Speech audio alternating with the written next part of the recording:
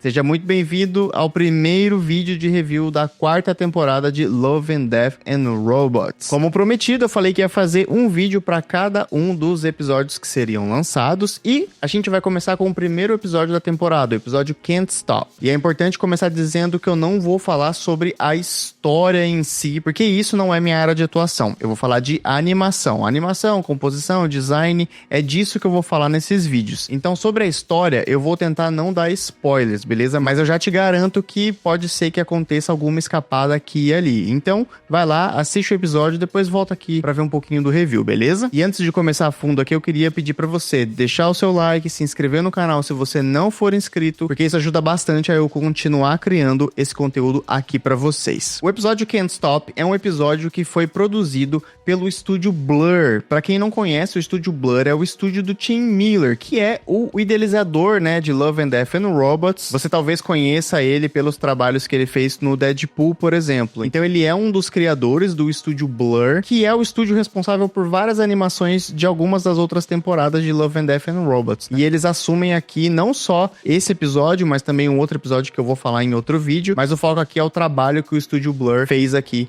pro episódio Can't Stop. Esse é um episódio onde eles retratam um show que aconteceu do Red Hot Chili Peppers e eles trouxeram essa releitura como se a banda fosse marionetes executando esse show gravado ali dos anos 2000. A grande verdade é que esse episódio ele é um grande videoclipe, assim. Ele poderia facilmente ser o videoclipe da música Can't Stop, né, caso não tivesse, que apesar de ser um trabalho inteiro em animação, ele também vem muito carregado de edição mesmo, assim, de vídeo, e a direção é um peso muito grande que a gente tem nesse episódio. A primeira imagem que eu separei aqui é essa imagem do Anthony Kiedis, né, um dos primeiros closes que a gente tem ali dentro desse episódio, e eu peguei isso aqui especialmente pra gente reparar nas questões de detalhamento que a gente tem dos bonecos, né? Quando a gente pega aqui, por exemplo, o braço do personagem, a gente consegue perceber que ele tem textura de plástico, né? Ó, aqui a gente consegue ver exatamente o risco da composição do boneco, né? Então, assim, a gente tem detalhes muito bem feitos, mostrando que, de fato, eles são bonequinhos, né? Não tem nenhuma característica que tenta fugir disso para vir para um ultra-realismo, nem nada do tipo. Apesar das feições estarem muito realistas, não é o objetivo, né? Aqui, realmente, o foco é mostrar que eles são bonequinhos e esses detalhes, eles estão muito bem feitos. Outra imagem que eu peguei aqui é um close que a gente tem do Joe Frusciante e pra gente olhar principalmente aqui pra textura das roupas, tá? Então a gente tem texturas de roupas muito realistas, né? Como se fosse realmente roupinhas colocadas em cada um dos bonecos. Isso é algo que é bastante impressionante no episódio inteiro. Não só de roupa, né? Mas eu separei uma outra imagem mais pra frente onde a gente vai poder ver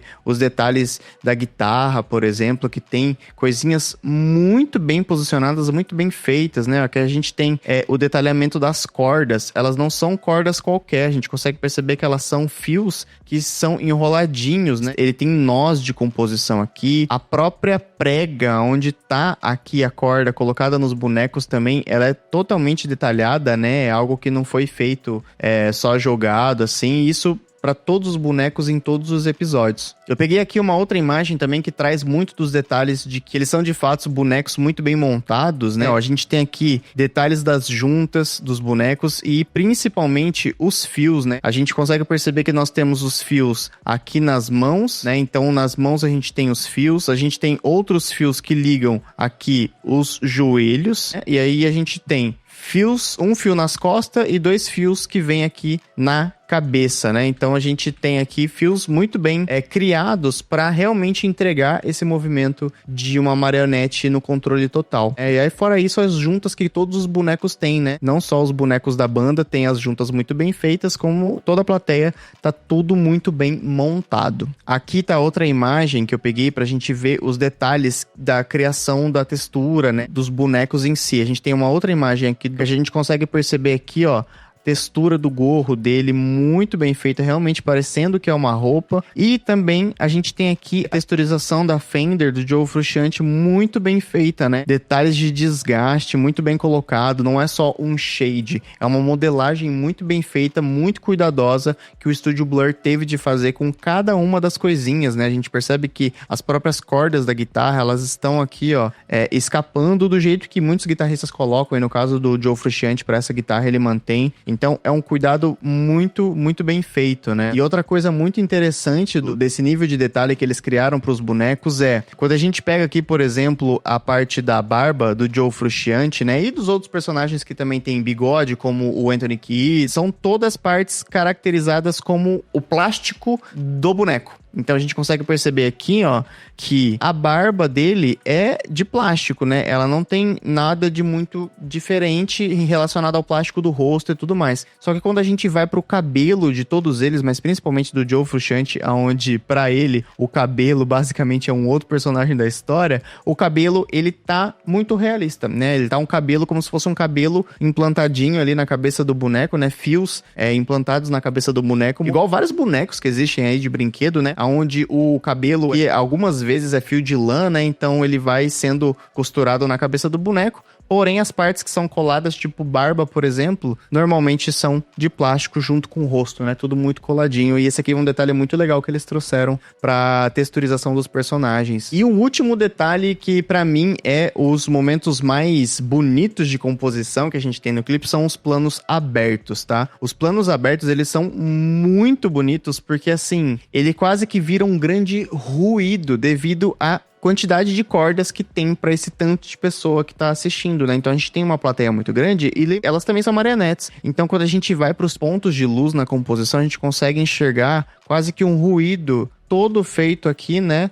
Na vertical, que são as próprias cordas de cada uma das marionetes. Aqui eu tenho outro exemplo do que eu tô falando. Novamente, as cordas manchando a composição como um todo, né? Um plano aéreo que era pra ser um plano limpo do estádio, pra gente ver palco e ver plateia. A gente tem essa inserção e essa poluição da quantidade de linhas criadas aqui na composição, que particularmente eu achei muito bonito, achei que ficou muito legal. Esse contexto, no geral, ficou muito bem feito. Falando de técnica de animação, a gente tá falando de um episódio primoroso. Os bonecos, eles se movem como bonecos de marionete mesmo, sabe? Tem vários momentos que a gente consegue perceber que eles estão fazendo movimentos muito realistas, mas é um realista muito próximo de que você encontra manipuladores de marionetes por aí, sabe? É uma movimentação, obviamente, focada para ser muito realista, o que os personagens, né, o que a banda faria no mundo real e consegue fazer muitas vezes, mas sempre mantendo aquela instabilidade de uma marionete, né? Então a gente tem o